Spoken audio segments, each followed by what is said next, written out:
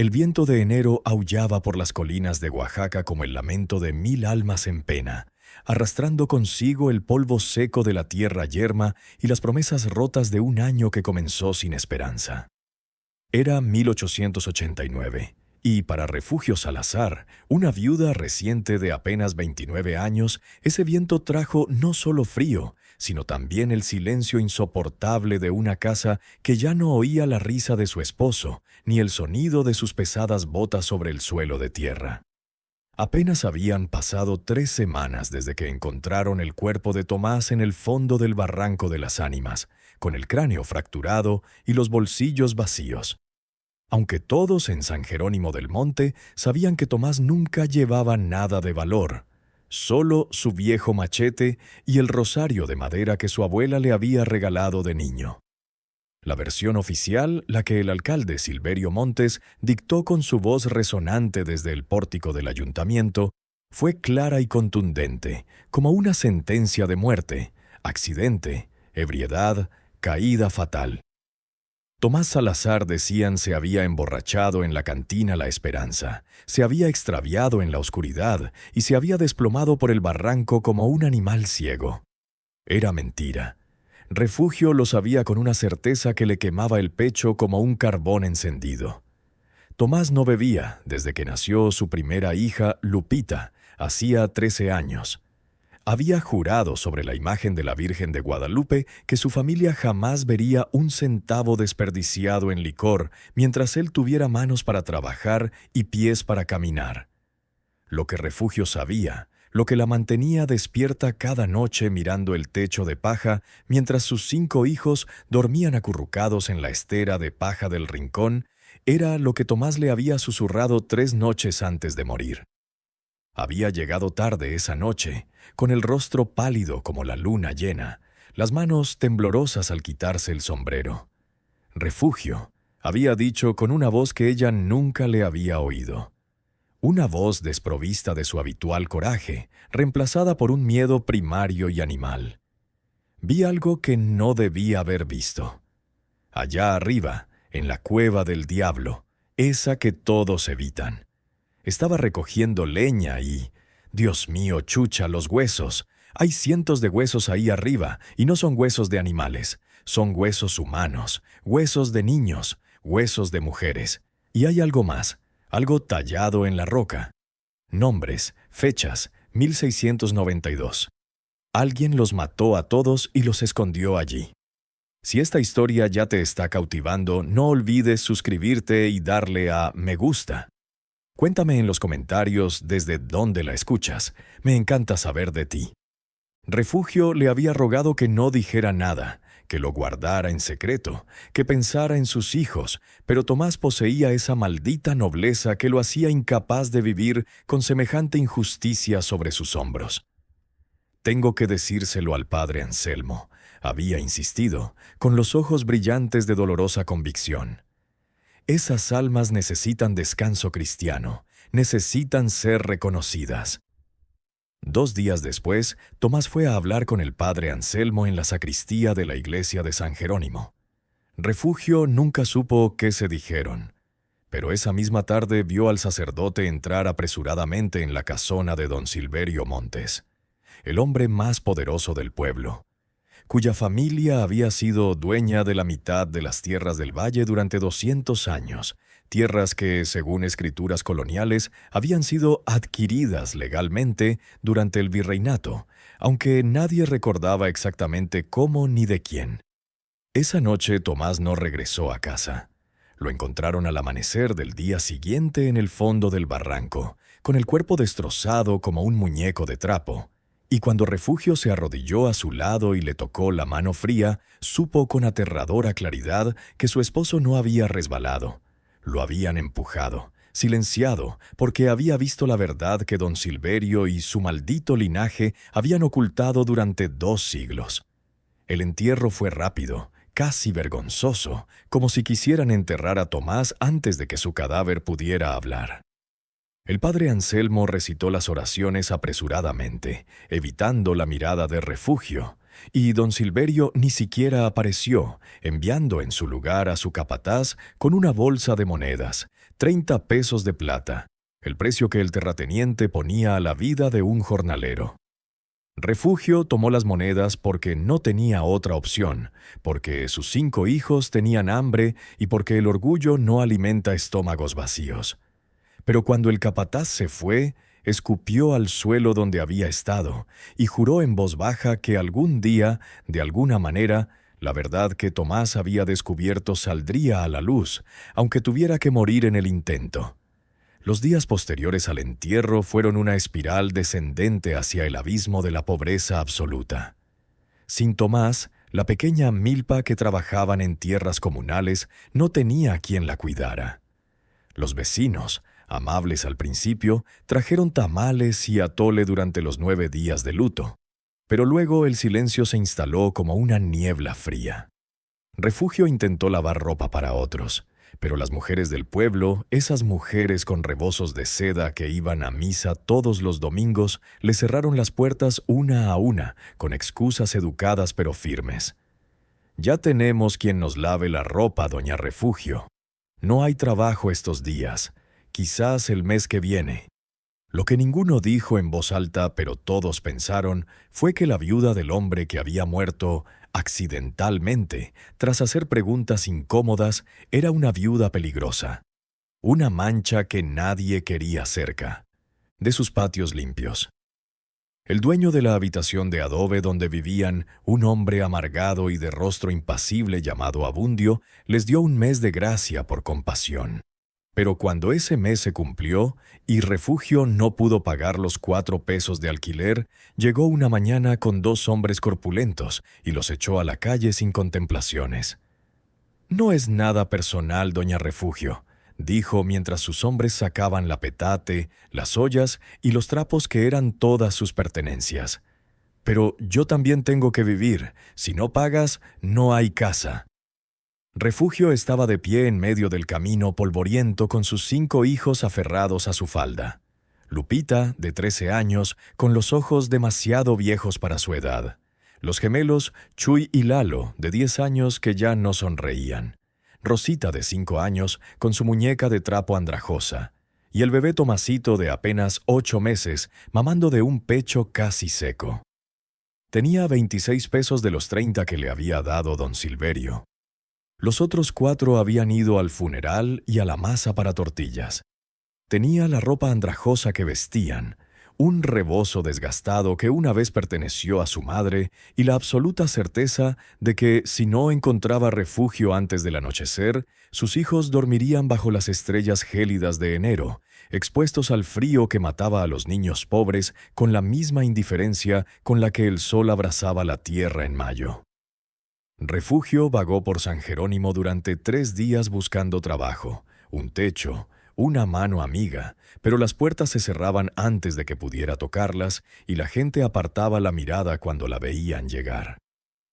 La primera noche durmieron bajo el pórtico de la iglesia, acurrucados como perros contra el muro de piedra, y cuando el padre Anselmo los encontró al amanecer, no les ofreció entrar a la sacristía ni les dio un pedazo de pan. Simplemente dijo con la voz quebrada por la culpa: «No puedo ayudarla, doña Refugio. Lo siento. Váyase del pueblo, por Dios. Váyase lejos». Refugio comprendió entonces que el miedo del hombre no era por ella, sino por sí mismo, por lo que sabía y no se atrevía a decir. La segunda noche durmieron en el cementerio, entre las tumbas, porque al menos allí nadie los molestaría, y Refugio se sentó con la espalda apoyada en la lápida sin nombre de un niño que había muerto décadas atrás, y lloró en silencio mientras Tomasito aspiraba aire de su pecho vacío. «Tomás», susurró al cielo negro salpicado de estrellas indiferentes, «dime qué hacer. No puedo ver a nuestros hijos morir de hambre. No puedo». Pero Tomás no respondió, solo el viento gélido que olía a tierra seca y desesperanza. Fue en la mañana del tercer día, cuando Refugio estaba sentada junto a la fuente seca de la plaza principal, con Tomasito en brazos y los otros 4 niños en silencio a su alrededor, un silencio que era peor que cualquier llanto porque significaba que ya no tenían fuerzas ni para quejarse, que escuchó la conversación. 2, Arrieros descansaban sus burros cerca de la pulpería de don Chencho. Hombres curtidos por el sol, con sombreros de palma andrajosos, que hablaban con la brutal franqueza de quienes pasan más tiempo con animales que con personas. —¿Sigue vacía esa choza de ahí arriba? —preguntó uno escupiendo tabaco al polvo. —La cueva del diablo, dices. Claro que sigue vacía —respondió el otro con una risa seca. Nadie se atreve a vivir allí desde que desapareció la familia Cisneros. ¿Hace cuánto? 30 años. Dicen que se los tragó la tierra, que las voces de los condenados los volvieron locos. Puras tonterías, si me preguntas, pero la gente tiene miedo. ¿Y quién es ahora? Don Silverio, como todo, pero ni siquiera él lo quiere. Dicen que intentó enviar peones a limpiarlo para usarlo como almacén, pero ninguno duró más de una noche.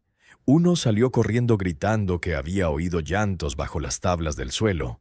Otro amaneció con las manos ensangrentadas, como si hubiera estado cavando con las uñas. Así que lo dejó ahí, pudriéndose. Es tierra maldita, amigo.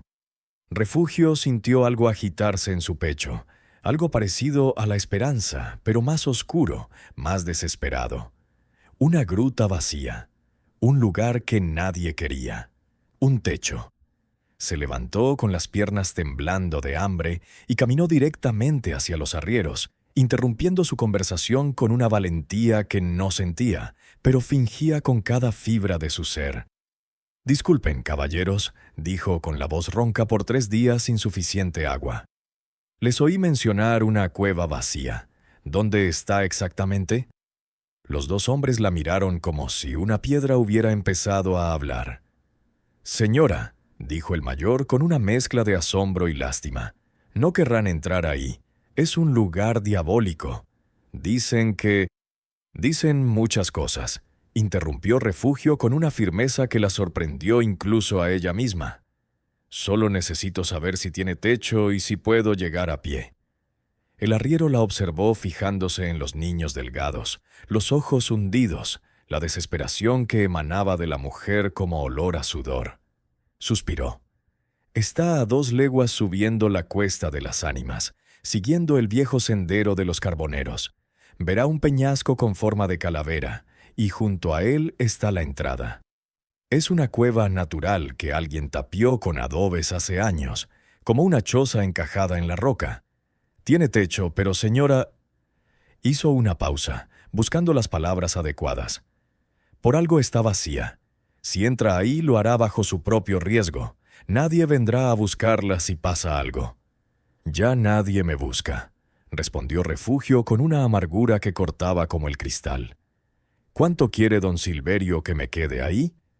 El arriero se rascó la barba.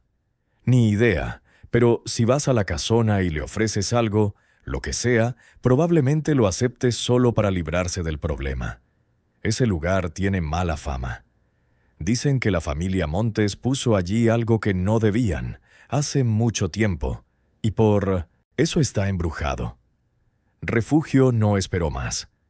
Con los 26 pesos de plata atados en un trapo dentro del baúl, se dirigió directamente a la casona de don Silverio Montes, un edificio de 2 pisos con balcones de hierro forjado que dominaba la plaza como un buitre que rodea a su presa. Llamó a la puerta de madera tallada con los nudillos y cuando el mayordomo, un mestizo de traje negro, la abrió y la miró con desdén, Refugio dijo con voz clara: «Vengo a hablar con don Silverio sobre la gruta del Cerro de las Ánimas. Quiero alquilarla». El mayordomo casi rió, pero algo en los ojos de Refugio, una determinación feroz, casi demente, lo hizo dudar. «Espere aquí», dijo bruscamente y cerró la puerta. Refugio esperó de pie bajo el sol abrasador durante media hora, con sus hijos sentados en el banco de piedra, hasta que el mayordomo regresó con un mensaje escrito en un papel fino. «Don Silverio dice que puede quedarse en la gruta sin pagar alquiler. Dice que si es lo suficientemente valiente o lo suficientemente insensata para vivir allí es su problema. Pero firme esto». Le entregó un papel que Refugio, que era analfabeta, no sabía leer. «¿Qué dice?», preguntó con recelo. Dice que don Silverio Montes no es responsable de nada que le suceda a usted ni a su familia en esa propiedad, que usted entra bajo su propio riesgo y que si desaparece, muere o enloquece, no hay recurso legal contra él ni su familia. Es una exención de responsabilidad. El mayordomo sonrió con crueldad. En otras palabras, señora, si la gruta la traga, nadie la va a buscar. Refugio le extendió la mano. Dame un bolígrafo. Voy a dejar mi huella. Mojó el pulgar en la tinta que le ofreció el mayordomo y presionó su marca sobre el papel con una fuerza que casi rasgó la hoja. El mayordomo la miró con una mezcla de asombro y algo parecido al respeto. Que Dios la ayude, señora, porque nadie más lo hará. La subida al Cerro de las Ánimas fue un suplicio bajo el sol del mediodía, que convertía el aire en una sopa espesa y sofocante. Refugio llevaba a Tomasito en el rebozo atado al pecho, sintiendo el peso del niño como una piedra bendita que la mantenía con los pies en la tierra cuando la locura de lo que hacía amenazaba con paralizarla. Lupita, de 13 años, caminaba delante con la valentía serena de quien sabe que ahora es la segunda al mando, cargando el saco con sus pocas pertenencias y jalando a Rosita de la mano. Los gemelos, Chuy y Lalo, lo seguían, con sus piernas delgadas subiendo la colina rocosa con una determinación desgarradora. El viejo sendero de los carboneros no era realmente un sendero. Era apenas una cicatriz en la ladera donde generaciones de hombres habían acarreado leña al pueblo, un rastro de piedras sueltas y espinas que les cortaban los pies descalzos. El silencio de la colina era opresivo, a diferencia del silencio del valle. Aquí ningún pájaro cantaba. El viento no susurraba entre las hojas porque apenas había árboles, solo matorrales secos y rocas que parecían huesos gigantescos que sobresalían de la tierra. Cuando vieron el peñasco con forma de calavera, y realmente parecía una calavera, con dos huecos oscuros como cuencas vacías de ojos y una grieta que era una boca abierta en un grito eterno. Los niños se detuvieron en seco. «Mamá», susurró Lupita con la voz temblorosa por primera vez. «Ese risco parece que nos mira fijamente». «Es solo una roca», dijo Refugio con más firmeza de la que sentía, porque ella también sentía el peso de esa mirada pétrea. «Las rocas no tienen ojos. Vamos». A la derecha del risco, medio oculta por arbustos espinosos de mezquite, estaba la entrada. No era una cueva abierta como Refugio había imaginado. Era una estructura extraña e inquietante. Alguien, décadas atrás, había construido un muro de adobe, cerrando parcialmente la entrada de una gruta natural, creando una especie de casa-cueva, una mezcla de lo artificial y lo natural. El muro de adobe estaba agrietado, con pedazos caídos que revelaban la oscuridad del interior, y una puerta de madera podrida colgaba torcida de una sola bisagra oxidada. El olor que emanaba de la entrada era penetrante, tierra húmeda, moho y algo más, algo metálico y antiguo que le revolvió el estómago a Refugio. «Quédense aquí», ordenó a sus hijos, bajando a Tomasito y entregándoselo a Lupita. «Voy a ver qué hay dentro». «No, mamá, no entres sola», suplicó Chuy, uno de los gemelos, agarrándola del brazo con fuerza. «Podría haber serpientes o algo peor». Refugio le acarició la cabeza con ternura. «Las serpientes huyen del ruido, hijo, y cualquier cosa peor que las serpientes, bueno, ya veremos». Empujó la puerta con el hombro y la madera crujió, cediendo con un largo gemido que resonó en su interior como el suspiro de algo muy antiguo que despierta. La luz del exterior apenas penetraba unos metros, revelando un espacio más grande de lo que esperaba. El suelo era de tierra compactada, duro y frío. Las paredes de la izquierda y del frente eran de adobe agrietado. Pero la pared del fondo era la roca natural de la montaña, negra y húmeda, reluciente por la condensación. El techo era bajo, una mezcla de vigas de madera podridas y piedra de cueva, con goteras que habían formado charcos en el suelo. Había restos de una vida anterior, una chimenea de piedra en una esquina, una mesa rota a la que le faltaba una pata, trapos podridos que podrían haber sido mantas y huesos. Sí, pero eran huesos de animales pequeños, ratas o conejos que habían muerto allí.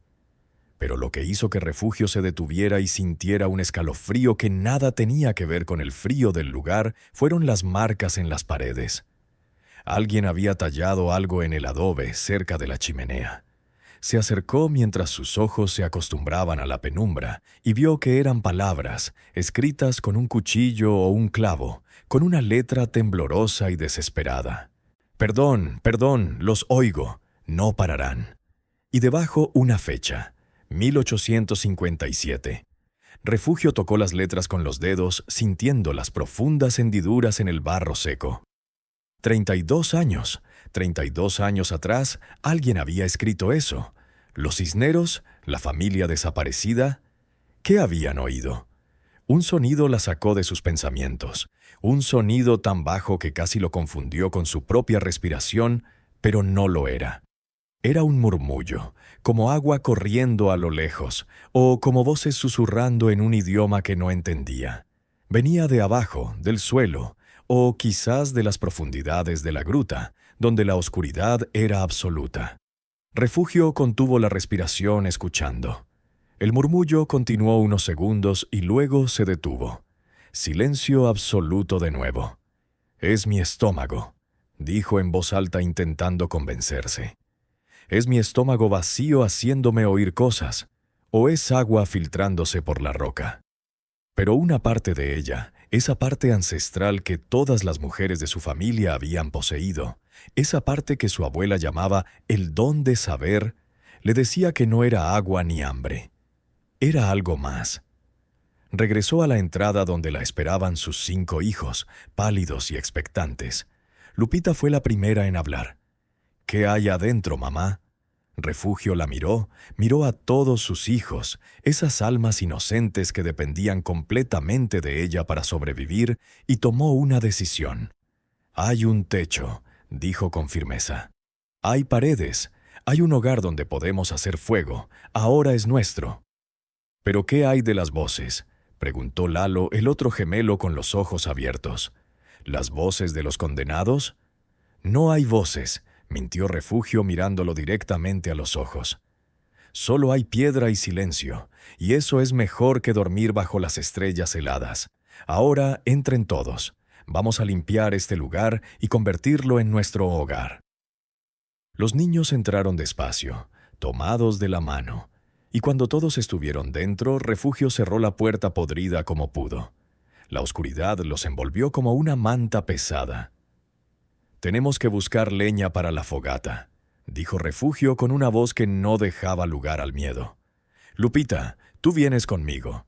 Chuy, Lalo, ustedes dos quédense aquí con Rosita y el bebé. No salgan, oigan lo que oigan.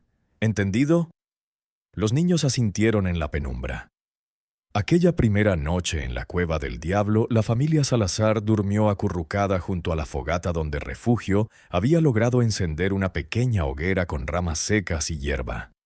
Las llamas proyectaban sombras danzantes sobre las paredes de adobe y la roca negra del fondo, sombras que parecían moverse con vida propia, como figuras alargadas retorciéndose en una danza silenciosa y ancestral. Los niños, exhaustos tras días de terror y hambre, se durmieron rápidamente. Sus suaves respiraciones se mezclaban con el crepitar del fuego. Pero Refugio no durmió. Se sentó con la espalda contra la pared de adobe, mirando fijamente la oscuridad al fondo de la cueva, donde sus ojos no podían ver, y escuchó. Al principio no oyó nada más que el viento exterior y los suspiros de sus hijos. Pero luego, después de la medianoche, cuando el fuego se había reducido a brasas brillantes que apenas iluminaban la habitación, lo volvió a oír. El murmullo. Más claro esta vez, como si la oscuridad le hubiera dado confianza. No eran palabras en español. Sonaba como náhuatl, tal vez, o algún antiguo dialecto zapoteco que no reconoció. Y había un ritmo en esas voces, como una oración o un lamento coral que subía y bajaba en oleadas que le ponían los pelos de punta. Refugio apretó los puños, sintiendo las uñas clavándose en las palmas. «No tengo miedo», susurró para sí misma. «No tengo miedo porque no hay nada que me asuste más que ver a mis hijos morir de hambre. Si hay algo aquí, si hay alguien aquí, tendrá que aceptar que ahora compartimos este techo». Como si las voces la hubieran oído, el murmullo cesó de golpe. El silencio que siguió fue tan absoluto que Refugio pudo oír los latidos de su propio corazón. Y entonces, con la claridad de alguien a su lado, una voz, una sola voz, femenina, antigua, susurró en un español perfecto y claro. Por fin, alguien escucha. Refugio se quedó paralizada con cada músculo de su cuerpo tenso. La voz no venía de afuera, ni de la oscuridad del fondo. Venía de abajo, del suelo de tierra bajo sus pies, como si alguien estuviera enterrado allí, vivo, hablando desde la oscuridad subterránea. «¿Quién eres?», susurró Refugio con voz apenas audible, sin saber si le hablaba a un espíritu, a su propia locura o a algo peor. La voz no respondió de inmediato. El fuego crepitó y una chispa saltó, iluminando por un segundo el rostro de Lupita dormida, inocente e ajena al horror que su madre estaba experimentando. Y entonces la voz volvió a hablar, y lo que dijo le heló la sangre. «Soy Citlali, y no estoy sola aquí abajo. Somos 200, y llevamos 200 años esperando que alguien nos escuche». Refugio no durmió esa noche. Yacía inmóvil contra la pared de adobe, con los ojos abiertos en la oscuridad, escuchando, esperando que la voz regresara. Pero solo había silencio, un silencio tan denso y pesado que parecía tener sustancia, como si la gruta misma contuviera la respiración. Cuando los primeros rayos grises del amanecer se filtraron por las grietas de la pared, Refugio finalmente se despertó, con los músculos doloridos por la tensión de toda la noche. Miró a sus hijos, que aún dormían, y se preguntó si lo había imaginado todo, si el hambre y el cansancio le habían jugado una mala pasada, evocando voces donde solo había piedra y silencio. Pero ella lo sabía mejor. Sabía que había oído algo real, tan real como el latido de su propio corazón. Citlali, 200 años. Las palabras resonaron en su mente como campanas de iglesia que marcaban una hora ominosa. Refugio se puso de pie con cuidado para no despertar a los niños y salió de la gruta a la cruel luz de la mañana. El Cerro de las Almas se extendía vacío y hostil bajo un cielo que prometía otro día sin lluvia, otro día de tierra seca y una esperanza aún más seca. Tenía que encontrar comida. Los 26 pesos que le quedaban tendrían que durarle, pero ¿cuánto tiempo? ¿Una semana? ¿2 si era muy cuidadosa? Bajó al pueblo con el único cántaro de barro que tenían, dejando a Lupita a cargo de sus hermanos con instrucciones estrictas. No salgan de la cueva. Oigan lo que oigan, llamen quien llame, no salgan hasta que yo regrese. El descenso le llevó menos tiempo que el ascenso, y cuando llegó a San Jerónimo, el pueblo ya estaba despierto con su rutina matutina. Las mujeres barrían sus porches, los hombres guiaban burros cargados hacia los campos, y los niños corrían descalzos, levantando polvo. Refugio caminó directo a la tienda de abarrotes de don Chencho, un viejo mestizo de bigote canoso que había sido amable con Tomás en vida. Don Chencho la vio entrar y algo en su rostro se suavizó. «Doña Refugio», dijo bajando la voz y mirando rápidamente hacia la puerta, como si temiera que alguien los oyera.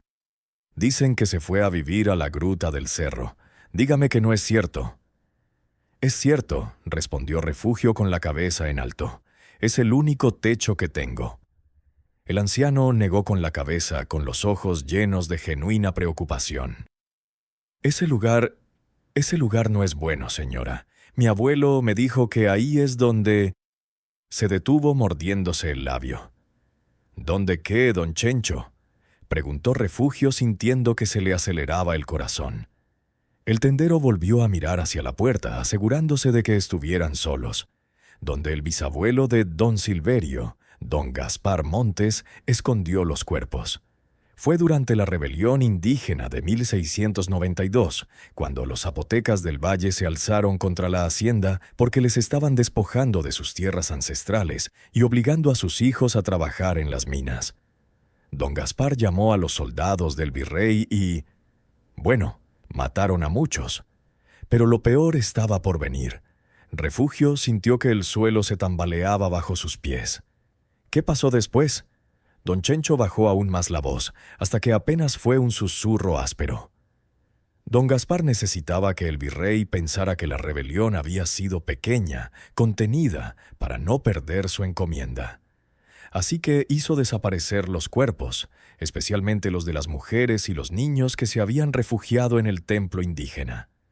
Los llevó a esa gruta y los enterró allí, sellando la entrada.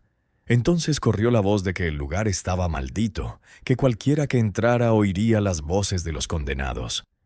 Era para mantener a la gente alejada, para que nadie encontrara evidencia de la masacre. El estómago de Refugio se encogió violentamente. 200, susurró inconscientemente. ¿Qué dijiste?, preguntó don Chencho confundido. Nada, nada, Refugio, negó con la cabeza tratando de procesar lo que acababa de oír. Don Chencho, necesito comprar maíz, frijoles, sal, lo que pueda comprar con esto. Puso 8 pesos en el mostrador, casi la tercera parte de lo que le quedaba, pero no había otra opción. El anciano la miró con lástima y le dio más de lo que 8 pesos podían comprar, llenando un costal de maíz, otro de frijoles y añadiendo una bolsa de sal y otra de piloncillo, azúcar de caña sin refinar. «Para los niños», dijo cuando Refugio protestó. «Y escuche con atención, doña Refugio. Si oye cosas en esa gruta, no son fantasmas que intentan asustarla. Son almas que piden ser reconocidas, que piden justicia. Mi abuelo decía que hasta que esos huesos reciban cristiana sepultura y se sepa la verdad de lo sucedido, no descansarán». «¿Y por qué nadie ha dicho la verdad?», preguntó Refugio, aunque ya sabía la respuesta. «Porque la familia Montes todavía es dueña de la mitad del valle, porque don Silverio ha sobornado al alcalde, al juez y al párroco, porque la verdad, doña Refugio, es peligrosa. Su esposo lo aprendió a las malas». Las palabras confirmaron lo que Refugio ya sabía en su corazón. Tomás había muerto por tocar ese secreto enterrado. Regresó a la gruta cargando los pesados sacos a la espalda, sintiendo el peso del maíz y los frijoles como una bendición tangible. Pero también otro peso, invisible pero mucho más pesado, el peso de 200 almas que esperaban bajo sus pies. Al llegar encontró a sus hijos sentados en la entrada, pálidos. «Mamá», dijo Lupita con voz temblorosa, «mientras no estabas, oímos algo, desde adentro, como si alguien susurrara». Refugio dejó caer los sacos y se arrodilló ante sus hijos, tomando con firmeza las manos de Lupita. «Escúchenme todos, y escuchen con atención. Este lugar tiene una historia triste. Aquí descansan personas que murieron hace mucho tiempo, personas que no recibieron un entierro digno. Si oímos voces, no es porque quieran hacernos daño, es porque quieren ser escuchadas. ¿Entienden?».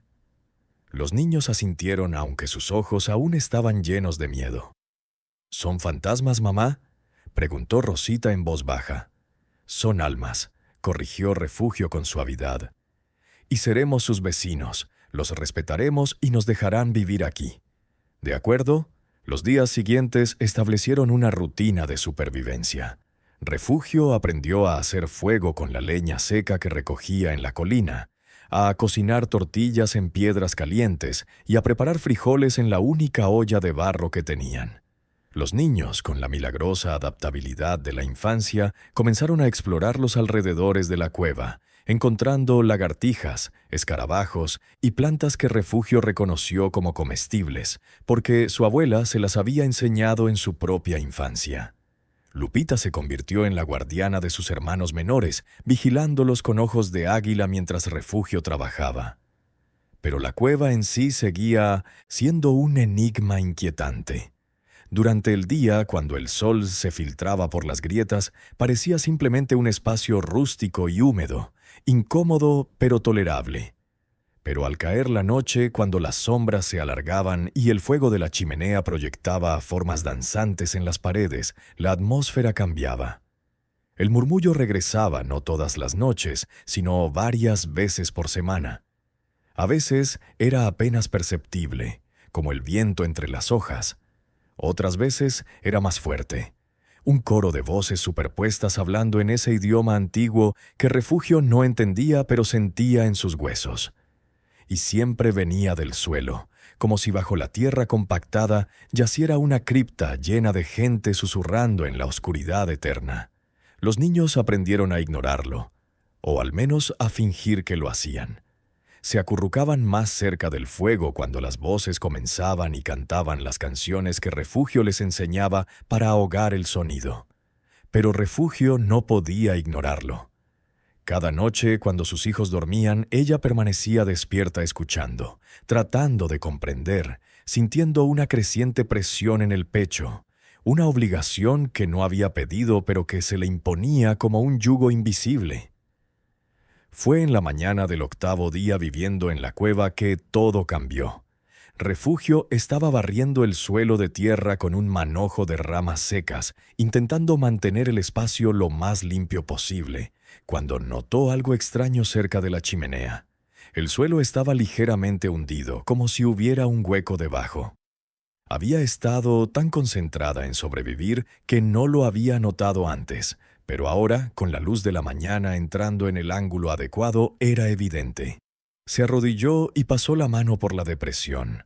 La tierra estaba más suelta allí, no tan compactada como en el resto del suelo. Tomó una piedra plana y comenzó a cavar con cuidado, solo por curiosidad, solo para ver qué había debajo. La tierra cedió con facilidad, demasiado fácilmente, como si alguien hubiera cavado allí antes y luego hubiera rellenado el hueco sin apisonarlo bien.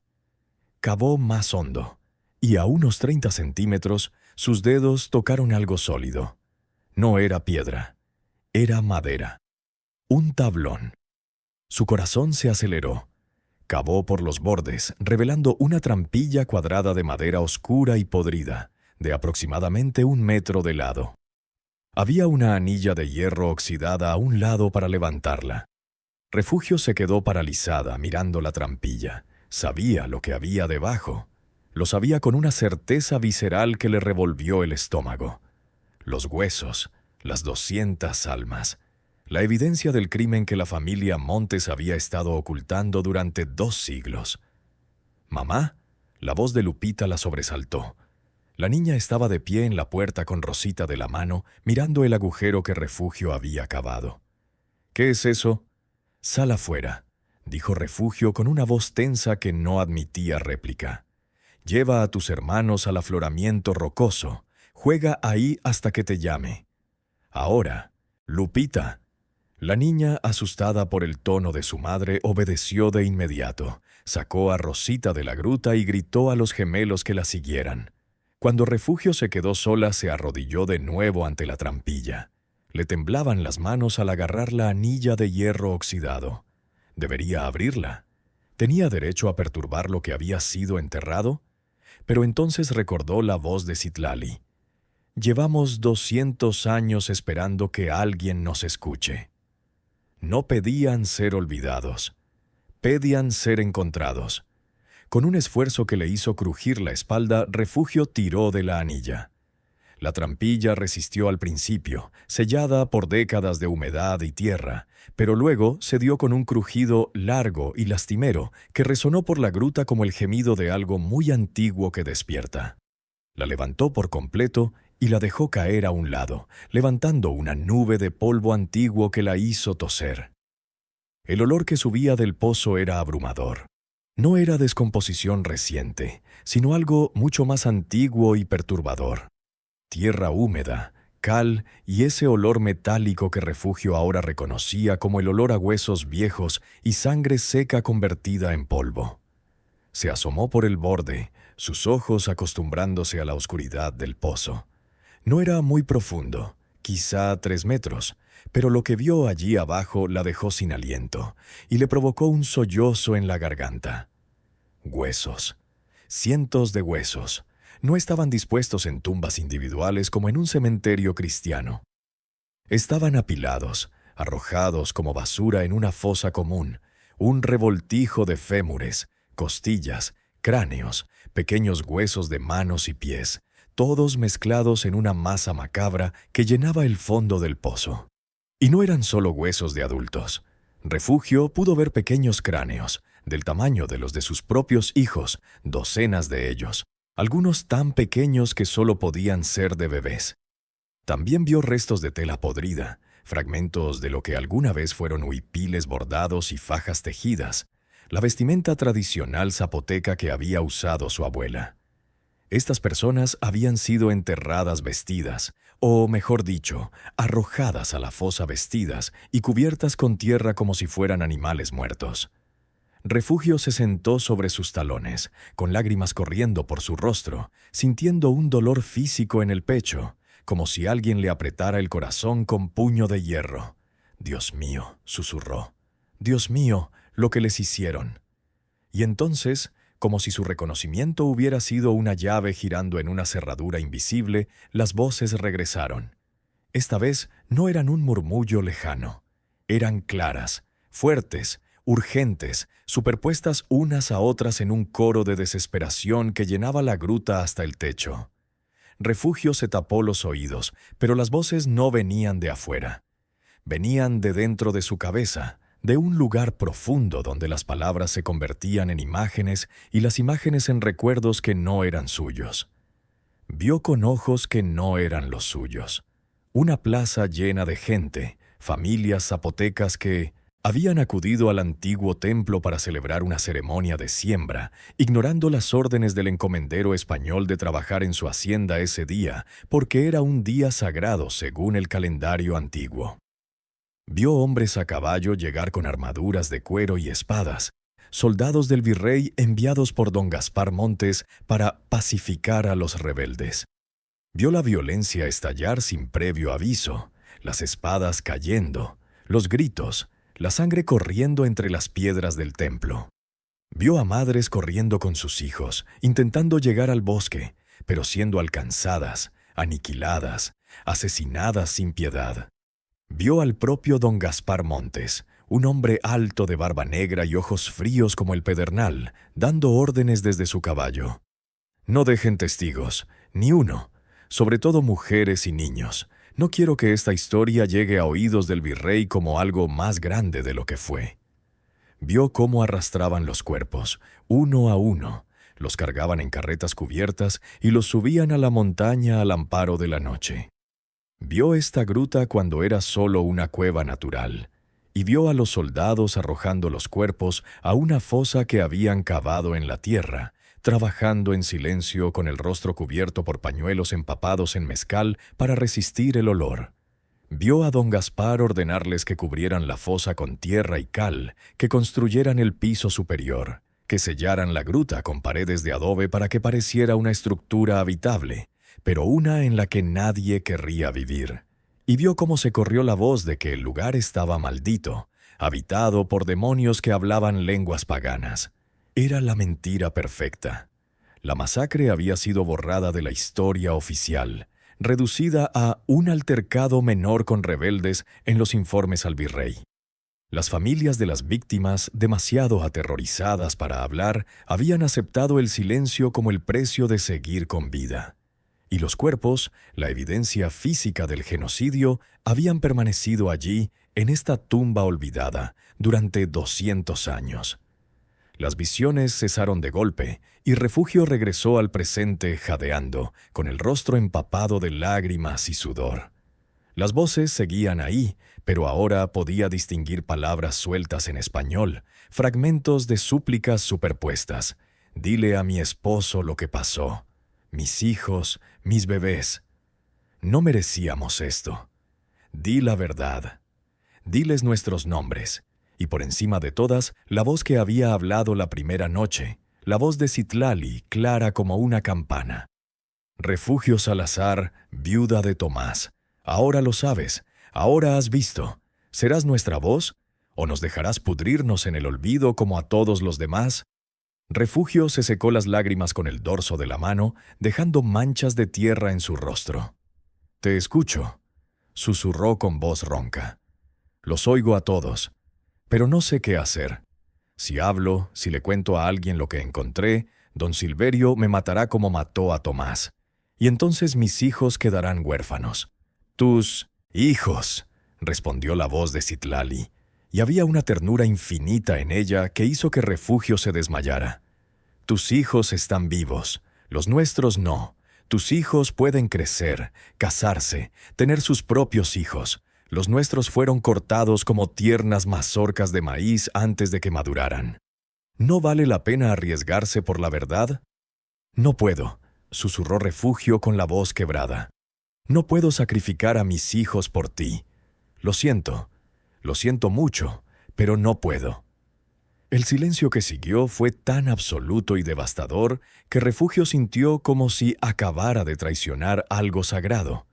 Las voces se desvanecieron, retrocediendo como una marea, dejándola sola con su culpa y su miedo. Se arrodilló junto a la fosa abierta durante lo que pareció una eternidad, mirando los huesos de las víctimas olvidadas, sintiendo el peso de su cobardía como una piedra en el estómago. Finalmente, con manos temblorosas, comenzó a tapar el hoyo de nuevo, echando tierra con palas, cubriendo esos cráneos acusadores, esas costillas que una vez protegieron corazones que latían con esperanza y amor. Mientras trabajaba, lloró en silencio, no solo por las almas enterradas, sino por la suya propia, por la persona en la que se había convertido, alguien que anteponía la supervivencia a la justicia. Cuando terminó de rellenar el hoyo y apisonar la tierra, barrió el suelo para que nadie notara que había cavado allí. Guardó el secreto, dejó la trampilla cerrada. Pero algo en su interior también se había cerrado, una puerta que nunca más podría abrir, la puerta a su inocencia moral. Los días siguientes fueron un tormento silencioso. Refugio continuó con su rutina de supervivencia. Hacía tortillas, lavaba ropa en el arroyo que bajaba del cerro, cuidaba a sus hijos, pero todo lo hacía como un autómata, con los movimientos mecánicos de alguien cuya alma estaba en otro lugar. Las voces no regresaron. La cueva estaba en silencio, un silencio peor que los murmullos, porque era un silencio de rechazo, de decepción. Refugio sabía que las almas bajo tierra la habían juzgado y la habían considerado indigna. Lupita notó el cambio en su madre. «Mamá, ¿estás enferma?», le preguntó una tarde mientras molían maíz juntas en el metate de piedra que habían encontrado abandonado cerca de la cueva. «No, mi hijo, solo estoy cansada». «¿Serán las voces? Ya no las oímos». Refugio miró a su hija mayor, la niña que se estaba convirtiendo en mujer demasiado rápido, obligada a crecer deprisa por las circunstancias. «¿Los oíste?», preguntó con dulzura. «Sí», admitió Lupita bajando la voz. «Todas las noches. Sonaban tristes, mamá. Sonaban como cuando murió la abuela y lloraste en la cocina pensando que no podíamos oírte». Refugio sintió que las lágrimas amenazaban con desbordarse de nuevo. «Eran almas tristes, Lupita, muy tristes, pero no pude evitarlas». «¿Por qué no?». Refugio se detuvo con el metate aún bajo las manos. ¿Cómo podía explicarle a una niña de 13 años el imposible precio de la justicia? ¿Cómo podía decirle que su madre había elegido la vida de sus hijos por encima de las almas de 200 muertos? Porque a veces, hija mía, las cosas no son tan simples como el bien y el mal. A veces hay que elegir entre dos cosas malas, y solo se puede elegir el menor de dos males. Lupita la miró con esos ojos oscuros que parecían ver demasiado. Papá habría ayudado a las almas, ¿no? La pregunta fue como un puñal. Refugio cerró los ojos sintiendo el peso de esa verdad. Sí, admitió finalmente, con la voz apenas un susurro. Tu papá habría ayudado, y por eso está muerto. Entonces hiciste lo correcto, dijo Lupita con una ferocidad que sorprendió a Refugio. Papá nos dejó cuando intentó hacer lo correcto. Tú nos mantienes vivas. Eso es más importante. Refugio abrazó a su hija con fuerza, sintiendo las delgadas costillas bajo la tela raída de su vestido, sintiendo el peso de esa lealtad inmerecida e incondicional. Gracias, hija mía. Gracias por comprender. Pero Refugio no se entendía a sí misma. No entendía cómo podía seguir viviendo en esa gruta, durmiendo sobre una tumba, aprovechándose del silencio que oprimía a las víctimas. Cada tortilla que cocinaba en la estufa sabía a ceniza. Cada noche, cuando acostaba a sus hijos, sentía el peso de los pequeños cráneos bajo el suelo, que le recordaban que otros niños como el suyo habían muerto gritando mientras sus madres intentaban en vano protegerlos. Fue durante la tercera semana de vivir en la cueva que el dilema moral de Refugio chocó con una realidad práctica devastadora. Estaba en el mercado del pueblo comprando lo mínimo con los pocos pesos que le quedaban cuando escuchó una conversación que la dejó helada. Dos hombres, trabajadores de la hacienda de don Silverio, hablaban en voz baja, pero no lo suficiente. Dicen que don Silverio quiere vender ese pedazo del Cerro de las Ánimas a una minera de la capital. Dicen que hay vetas de plata ahí arriba. ¿Y qué va a pasar con la cueva donde vive esa viuda? Bueno, la van a desalojar, obviamente. Don Silverio ya envió un agrimensor a medir el terreno. En 2 semanas el comprador de la Ciudad de México vendrá a inspeccionarlo. Van a demoler la cueva para buscar las vetas. Refugio sintió que el suelo se desmoronaba bajo sus pies. Demoler la gruta. Eso significaba 2 cosas. Primero, que ella y sus hijos perderían el único techo que tenían. Segundo, y mucho más importante, que encontrarían el pozo. Encontrarían los huesos. Y cuando los encontraran, don Silverio haría lo que fuera necesario para destruir esa evidencia antes de que alguien pudiera conectarla con su familia. Quemaría los huesos, los esparciría, los borraría de la existencia tan completamente como su bisabuelo los había borrado de la historia. Las almas bajo el suelo ni siquiera tendrían una tumba. Serían cenizas, anónimas esparcidas por el viento. Refugio regresó a la gruta en estado de shock, su mente dando vueltas desesperadas. Faltaban 2 semanas. 2 semanas para que todo se derrumbara literalmente. Al llegar a la gruta y entrar, vio a sus hijos jugando cerca del hogar con piedritas, jugando a tenderos con su inocencia intacta, y supo que había llegado el momento de la decisión final. No podía salvarse a sí misma ni a sus hijos sin salvar las almas que se escondían bajo tierra. No podía huir de aquel lugar y dejar que los huesos fueran destruidos, porque si lo hacía, viviría el resto de su vida sabiendo que había sido cómplice de la desaparición definitiva de 200 víctimas. Y sus hijos crecerían sabiendo que su madre había elegido la cobardía. Se arrodilló junto al lugar donde había vuelto a tapar la trampilla y apoyó las manos en la tierra compactada. «Citlali», susurró, «no sé si aún me oyes. No sé si me has perdonado por ser una cobarde. Pero necesito tu ayuda. Necesito saber qué hacer. Enséñame a salvar a mis hijos y a salvarte a ti al mismo tiempo». El silencio se prolongó un largo instante. Refugio empezó a pensar que las almas se habían ido, que la habían abandonado a su suerte. Pero entonces, suave como un suspiro, la voz de Citlali regresó. «Hay un camino, Refugio, pero será el camino más difícil que hayas recorrido. ¿Estás lista para escuchar?» «Sí», respondió Refugio sintiendo algo agitarse en su interior, algo parecido al coraje, pero más profundo, algo parecido a la resignación, pero más fuerte. «Estoy lista. Dime qué debo hacer». La voz de Citlali era tan clara como el agua de un manantial en la mente de Refugio. No provenía de afuera, sino de adentro, como si la mujer que había muerto 200 años atrás estuviera sentada a su lado, susurrándole al oído con la intimidad de una hermana. «Escúchame bien, Refugio, porque no tengo fuerzas para repetirlo muchas veces. Bajo este pozo, en el fondo donde yacen nuestros huesos, hay algo más. Don Gaspar Montes no solo ocultó nuestros cuerpos, también ocultó las pruebas de su crimen porque era un hombre vanidoso que lo documentaba todo para su gloria. Hay un cofre de metal, sellado con cera, enterrado bajo los últimos cuerpos que arrojó al pozo. Dentro hay un libro, su diario personal, donde lo registró todo. Los nombres de las familias que mató, las tierras que robó, los títulos de propiedad que falsificó, todo escrito de su puño y letra y sellado con su propio anillo.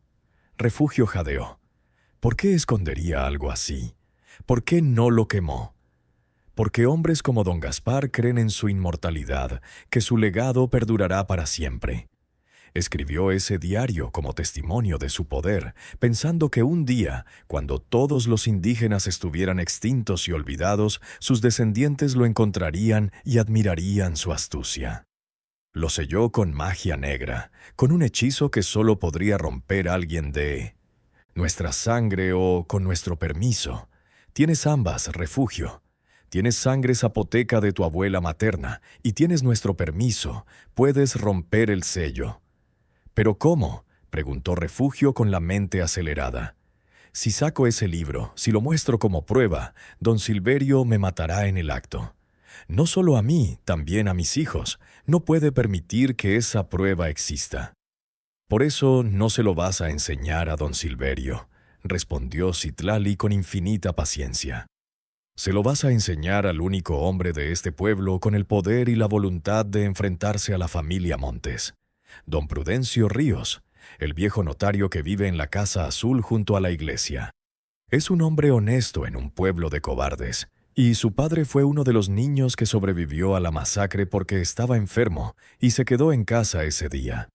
Don Prudencio ha esperado toda su vida pruebas que demuestren lo que su padre le dijo en su lecho de muerte. Llévale el diario. Él sabrá qué hacer con él. Refugio sintió una chispa de esperanza, pequeña pero real. ¿Y mis hijos?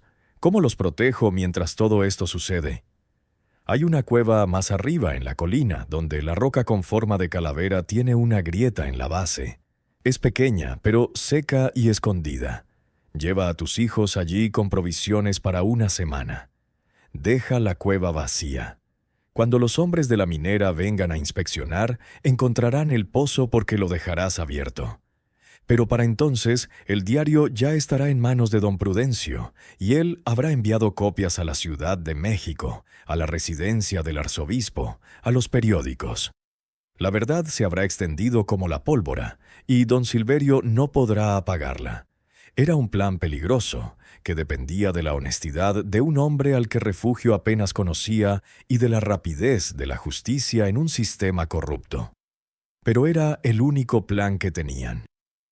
¿Cuándo debo bajar al pozo?, preguntó Refugio, sintiendo el corazón latirle tan fuerte que creyó que sus hijos podían oírla desde el otro lado de la cueva. Esta noche, cuando la luna esté en su punto más alto. La luz de la luna llena romperá el sello de don Gaspar. Pero date prisa, Refugio Salazar. El tiempo se nos acaba a todos. La voz se desvaneció como humo en el viento, dejando a Refugio arrodillada junto al suelo, temblando no de miedo, sino de determinación. Esa tarde Refugio preparó a sus hijos con una calma que no sentía. Les dijo que iban a jugar, que serían como conejos que se esconden en sus madrigueras cuando llega el coyote. Les mostró la grieta en la base de la roca calavera, una estrecha abertura que daba a una cueva pequeña y seca, del tamaño de una habitación, invisible desde cualquier ángulo a menos que se supiera exactamente dónde mirar. «Se van a quedar aquí», dijo con firmeza, llenando la cueva con los sacos de maíz y frijoles, el cántaro de agua y las cobijas. «Se van a quedar aquí sin hacer ruido, sin siquiera salir a orinar. Lupita, tú mandas. Nadie, absolutamente nadie puede saber que estás aquí. ¿Entiendes?» Los niños, ya acostumbrados a una vida de supervivencia precaria, asintieron con los ojos muy abiertos. «¿Cuánto tiempo, mamá?», preguntó Chuy, uno de los gemelos. «Una semana, quizá menos. Iré por ustedes cuando sea seguro, y si no regreso...» Se le quebró la voz. Si no regreso en 8 días, Lupita baja al pueblo y busca a don Prudencio Ríos, el notario de la Casa Azul. Dile quién eres y él te ayudará. Volverás, mamá, dijo Lupita con férrea convicción. No vas a morir como papá, no te voy a dejar.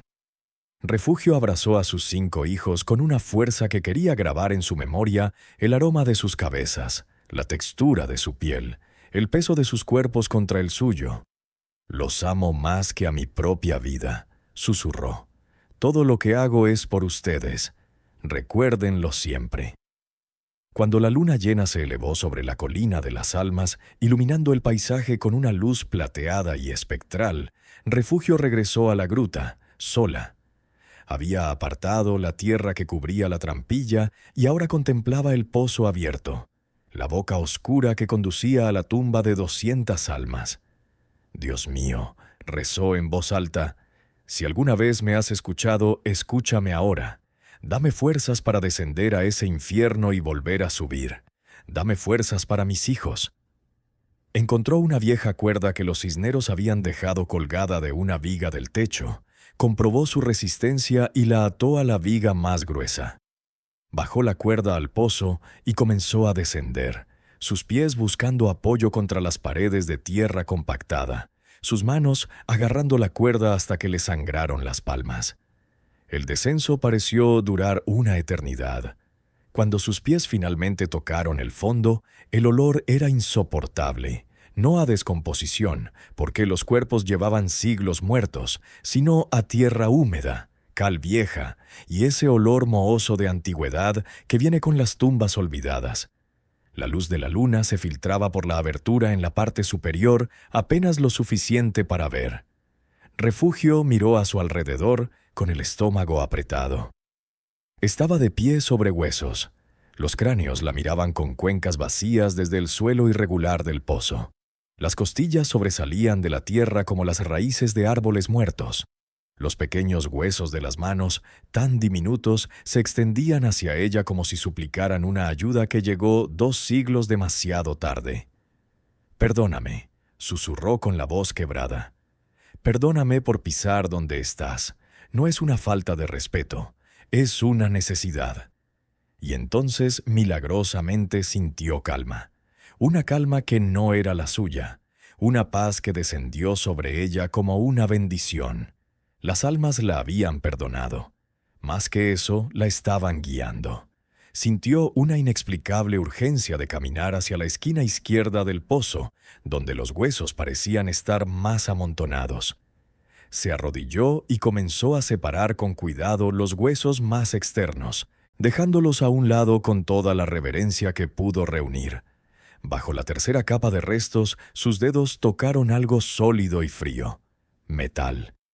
Cavó más rápido ahora, olvidando el dolor en sus manos sangrantes, y descubrió un cofre de hierro forjado, del tamaño de una caja de zapatos, sellado con una gruesa capa de cera negra que tenía extraños símbolos grabados en él, símbolos que parecían moverse a la luz de la luna. El sello. Refugio puso ambas manos sobre la cera, sintiendo su frialdad antinatural, y cerró los ojos. «Citlali, si estás aquí, ayúdame a romper esto». No sabía si era su imaginación o algo real, pero sintió otras manos sobre las suyas, docenas de manos invisibles, las manos de las 200 almas que la empujaban. La cera empezó a agrietarse, haciendo un ruido como el hielo al romperse en un lago congelado. Las grietas se ensancharon, la cera se desmoronó en pedazos que cayeron al suelo, y el cofre se abrió con un clic liberador. Dentro, envuelto en cuero encerado que lo protegía de la humedad, había un grueso libro con tapas de madera y páginas amarillentas. Refugio lo sacó con manos temblorosas y lo desenvolvió. En la primera página, escritas en tinta negra con una caligrafía elegante y arrogante, estaban las palabras que lo cambiarían todo. Diario personal de don Gaspar Montes de Oca, encomendero de San Jerónimo del Monte, año de nuestro Señor 1692. Aquí dejo constancia de mis hechos para que mis descendientes sepan el precio de mantener el orden y la civilización en estas tierras agrestes. Si esta historia te tiene en vilo, suscríbete y activa las notificaciones para no perderte ninguna. Tu apoyo es fundamental para mí. Refugio hojeó las páginas, viendo listas de nombres con cruces, mapas de propiedades con anotaciones sobre cómo falsificar títulos y descripciones detalladas de la masacre, escritas con la frialdad de quien describe la matanza de ganado. 15 de agosto de 1692. Hoy pacifiqué definitivamente a los insurgentes zapotecas. 87 hombres ejecutados en el campo de batalla. 112 mujeres y niños eliminados en el templo pagano para prevenir futuros levantamientos. Los cuerpos han sido dispuestos en una gruta en el Cerro de las Ánimas. He corrido la voz de que el lugar está embrujado para asegurarme de que nadie se acerque. Las tierras comunales están ahora oficialmente bajo mi control. El virrey nunca sabrá la verdad. Dios entiende que a veces la civilización requiere mano dura. Refugio cerró el libro. Las lágrimas corrían por sus mejillas, pero no eran lágrimas de desesperación. Eran lágrimas de furia. Tenía en sus manos la prueba, la confesión del maníaco genocida escrita de su propia mano, preservada por su propio orgullo ciego. Envolvió el libro de nuevo, lo apretó contra su pecho y comenzó a ascender por la cuerda. Subir fue mucho más difícil que bajar.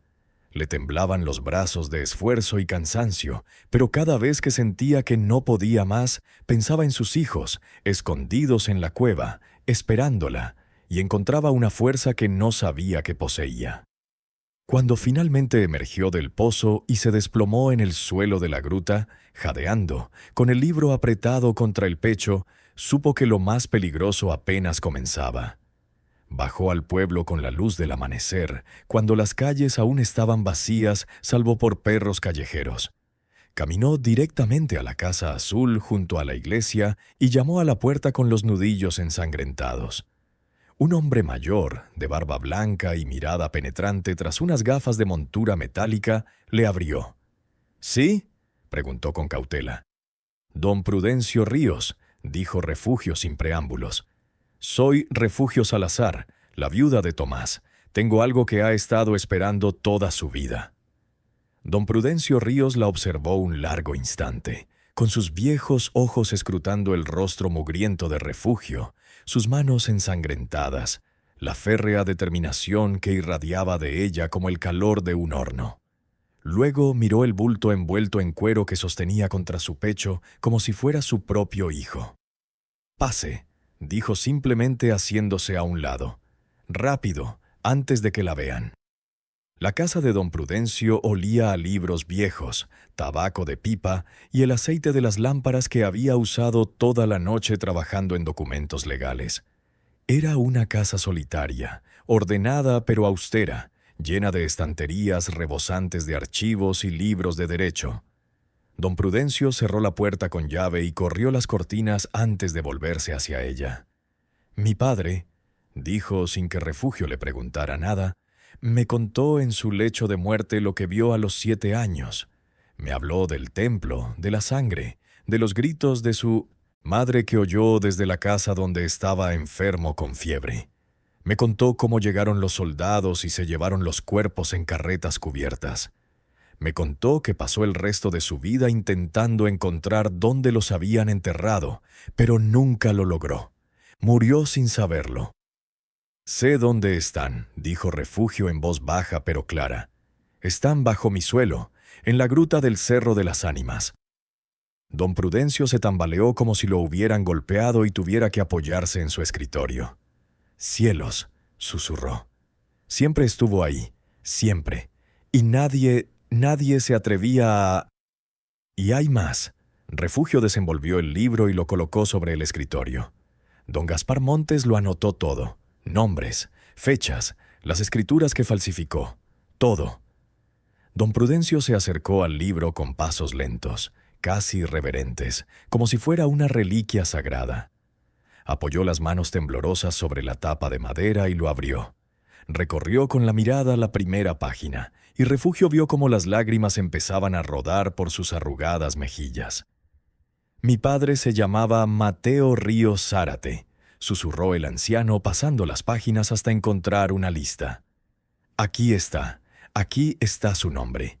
Mateo Ríos, 7 años, enfermo, único sobreviviente de la familia Ríos. Lo registró. Lo registró como parte administrativa, como si fuera ganado. Don Prudencio cerró el libro y se secó los ojos con un pañuelo de algodón. Cuando volvió a mirar a Refugio, había una determinación férrea en su mirada que no había estado allí antes. Señora Salazar, lo que me ha traído no es solo un libro, es dinamita. Es la prueba que destruirá a la familia Montes y restaurará las tierras robadas a las comunidades indígenas. Pero necesito que entienda lo que esto significa. Don Silverio intentará matarnos a ambos cuando se entere, y lo descubrirá. Lo sé, dijo Refugio. Por eso mis hijos están escondidos, y por eso necesito que actúen rápido. La compañía minera vendrá en una semana a inspeccionar la cueva. Cuando encuentren el pozo, don Silverio intentará destruir los huesos. Pero si para entonces la evidencia ya está en manos de las autoridades competentes... Entiendo, asintió don Prudencio con su mente legal ya trabajando en el plan. Tengo contactos en la Ciudad de México, en el periódico El Imparcial. El editor es un reformista que ha estado buscando casos de injusticia para exponerlos. Y conozco a un obispo, Monseñor Casillas, que ha criticado los abusos de las haciendas. Si les envío copias del periódico y una declaración jurada sobre la ubicación de los restos, junto con su declaración como testigo...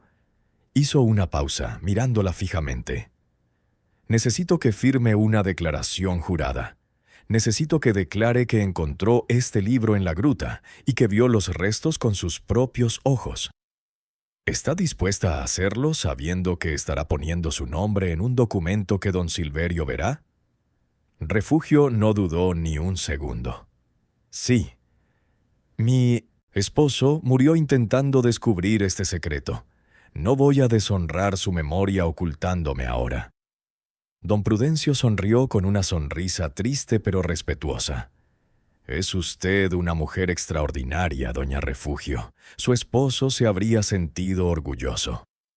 Pasaron las siguientes 4 horas trabajando con una urgencia febril. Don Prudencio copió a mano las páginas más incriminatorias del diario, con la pluma moviéndose rápidamente sobre el papel, mientras Refugio dictaba los pasajes más importantes.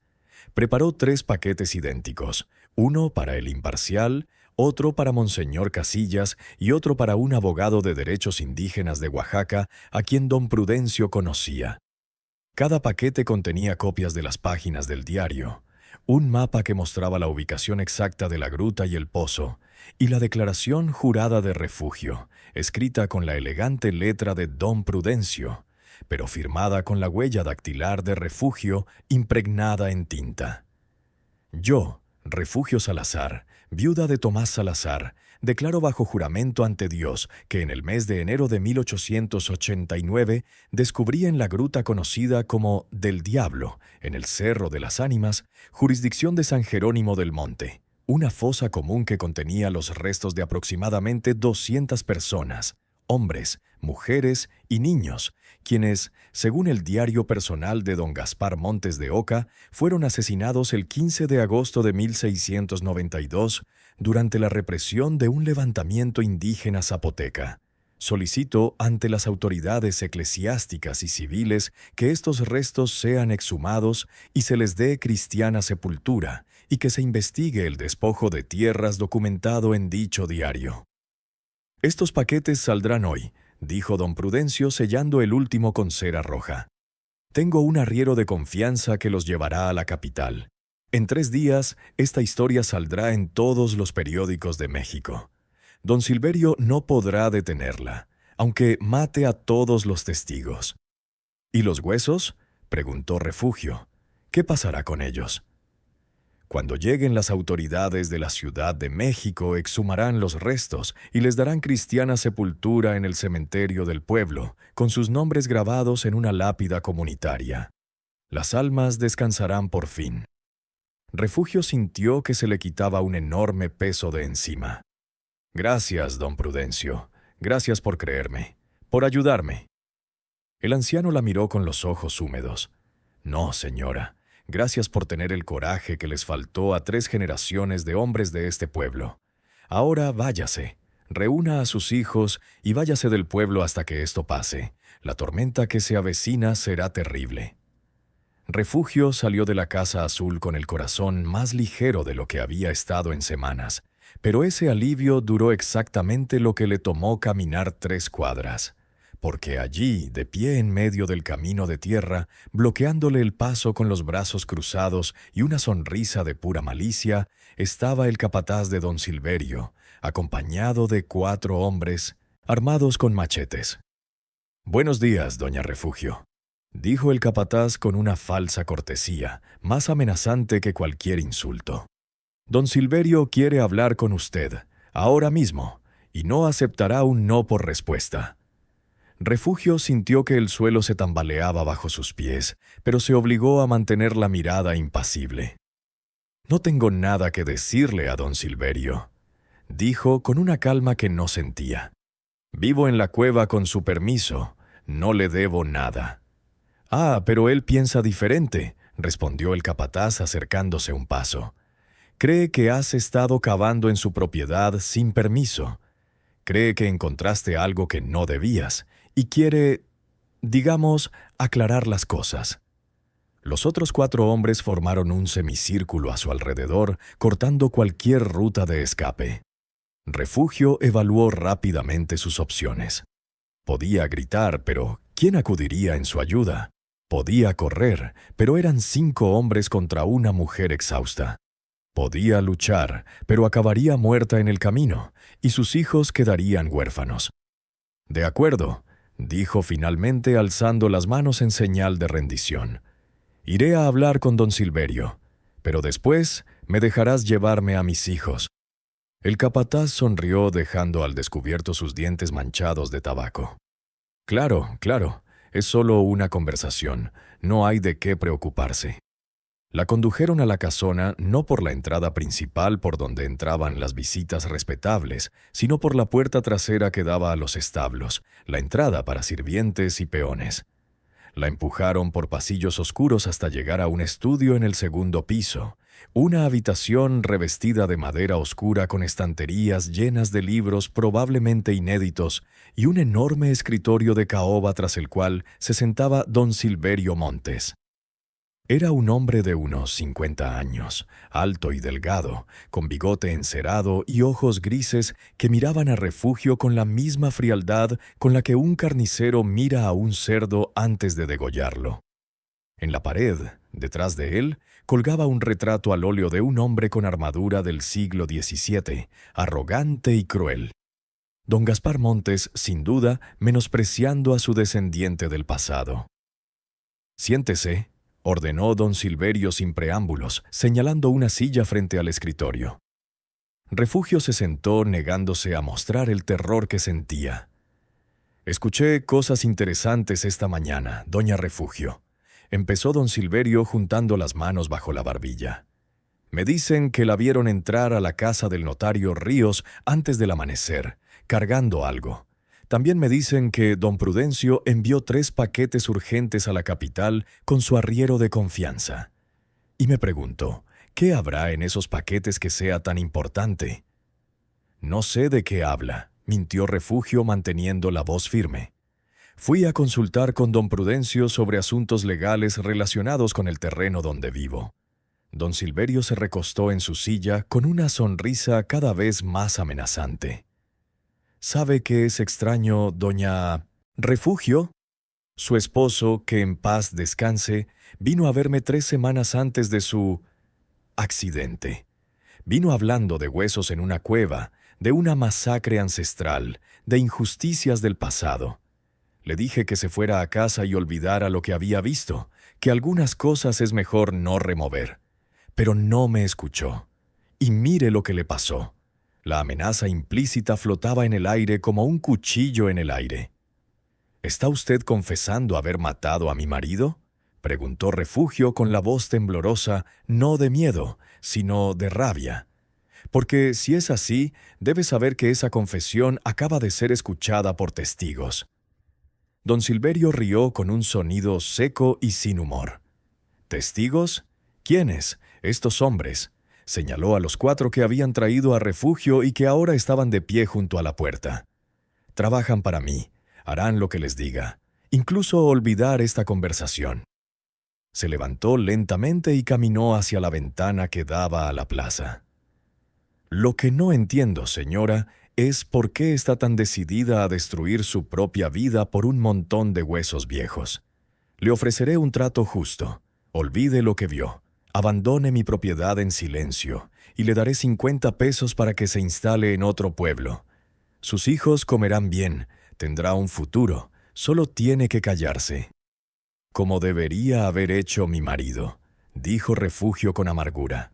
Como todo el mundo debería hacerlo para que tú y tu familia podáis seguir viviendo en tierras robadas y tumbas olvidadas. Don Silverio se dio la vuelta. Su fachada de cortesía se desmoronó para revelar la furia que se escondía tras ella. Esas tierras son mías por derecho de conquista. Mi bisabuelo las ganó pacificando a salvajes que se negaban a ser civilizados. Y no voy a dejar que una india hambrienta destruya el legado de mi familia por un sentimentalismo absurdo sobre personas que murieron hace 200 años. No son solo personas, respondió Refugio poniéndose de pie con su propia furia igualando la de él. Son 200 almas con nombres, con familias, con vidas que les fueron robadas, y tu bisabuelo no las mató por la civilización, las mató por codicia. Lo sé porque lo escribió todo de su puño y letra en su diario. Cada asesinato, cada pedazo de tierra robada, cada título falsificado. Lo escribió todo. El rostro de don Silverio palideció. ¿El diario de don Gaspar? Eso es imposible. Se perdió hace siglos. Mientes. No miento. Y ya no está perdido. Don Prudencio lo tiene. Y ya hay copias en camino a la Ciudad de México. En 3 días, todo México sabrá la verdad sobre su familia. Don Silverio la miró fijamente un buen rato, y Refugio vio en sus ojos el momento exacto en que decidió matarla. «Capitán», dijo sin apartar la vista de Refugio dirigiéndose al capataz, «lleve a esta mujer al cerro. Asegúrese de que tenga un accidente fatal como su marido, y luego vaya a casa de don Prudencio y recupere ese maldito libro como sea». «Espere», interrumpió una voz desde la puerta, una voz autoritaria que hizo que todos se volvieran. Era el padre Anselmo, el párroco, de pie en la puerta, pálido pero decidido. «Don Silverio, no puede hacer esto. No puede asesinar a esta mujer a sangre fría. No lo permitiré». «¿Permitirlo?». Don Silverio soltó una risa incrédula. «¿Usted?». «Padre, le recuerdo que esta iglesia existe gracias a la generosidad de mi familia. Las campanas, el órgano, incluso su sotana fueron pagados por mi padre. ¿De verdad quiere oponerse a mí?». El padre Anselmo tembló, pero no se acobardó. «He sido un cobarde toda mi vida. He hecho la vista gorda cuando ustedes han cometido injusticias. Pero esto es un asesinato. Y no puedo ser cómplice de un asesinato. Doña Refugio sale viva de esta casa, o juro por Dios que iré yo mismo a la plaza y le gritaré a todo el pueblo lo que está pasando aquí». El silencio que siguió fue tenso, eléctrico. Don Silverio miró al sacerdote con una mezcla de incredulidad y furia. Los 4 hombres miraron a su amo, esperando órdenes. Refugio miró al padre Anselmo con inmensa gratitud por este acto de desesperado coraje. Finalmente, don Silverio exhaló profundamente. «Está bien. Puede irse, doña Refugio». Finalmente, don Silverio exhaló profundamente. «Está bien. Puede irse, doña Refugio, pero escúcheme con mucha atención». Se acercó a ella hasta que sus rostros quedaron a centímetros de distancia. «Si esas copias llegan a los periódicos, no será la única que pague. Sus hijos también. Los encontraré donde los haya escondido. Ninguna cueva es lo suficientemente profunda. Ningún pueblo está lo suficientemente lejos. ¿Entiende?». «Lo entiendo perfectamente», respondió Refugio sin ceder. «Entiendo que eres tan cobarde como tu bisabuelo, que solo sabe amenazar a mujeres y niños porque no tienes el coraje de afrontar las consecuencias de tus crímenes. Don Silverio levantó la mano para abofetearla, pero el padre Anselmo intervino. «Ya basta. Doña Refugio, acompáñeme. La llevaré a casa». Mientras bajaban las escaleras, Refugio sintió la mirada de don Silverio quemándole la espalda como hierros candentes. Sabía que esto no había terminado, que el hombre buscaría venganza en cuanto tuviera la oportunidad. Pero había ganado tiempo, un tiempo precioso para que las copias del diario llegaran a su destino. En la plaza el padre Anselmo se detuvo, aún pálido, pero con una determinación que Refugio jamás había visto en él. «Doña Refugio, no sé si lo que hice servirá de algo. Don Silverio es poderoso, y yo solo soy un sacerdote anciano. Pero no podía callarme, esta vez no». «Lo que hizo», dijo Refugio con la voz quebrada por la emoción, «me dio la esperanza de que todavía hay hombres buenos en este pueblo». «Gracias, padre». «Vayan por sus hijos», le instó el sacerdote. «Llévenlos lejos de aquí. A Oaxaca, a Puebla, a donde sea. No se queden ni un día más en San Jerónimo». Refugio asintió y echó a correr hacia la colina, rozando el sendero de tierra con los pies descalzos. Mientras subía la empinada cuesta hacia la roca con forma de calavera, miró hacia atrás una última vez.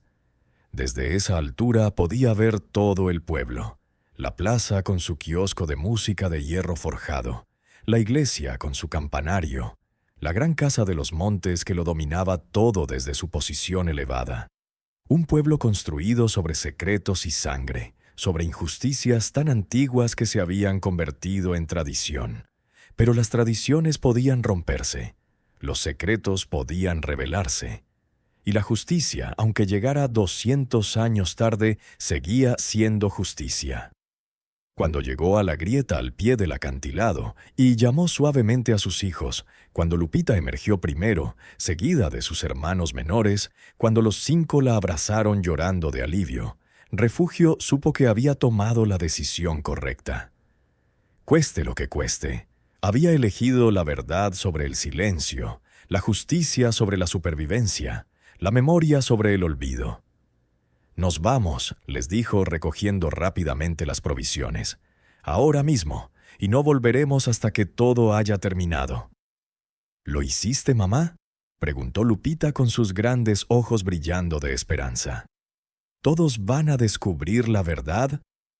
Refugio miró al horizonte donde el sol comenzaba a descender, tiñendo el cielo de naranja y púrpura. «Sí, querida, todo México sabrá lo que pasó aquí. Las almas finalmente descansarán y sobreviviremos para verlo». Gracias por escuchar hasta el final. Si esta historia te conmovió, compártela con alguien que necesite recordar que la esperanza existe incluso en los momentos más oscuros. Suscríbete si aún no lo has hecho y nos vemos en la próxima historia.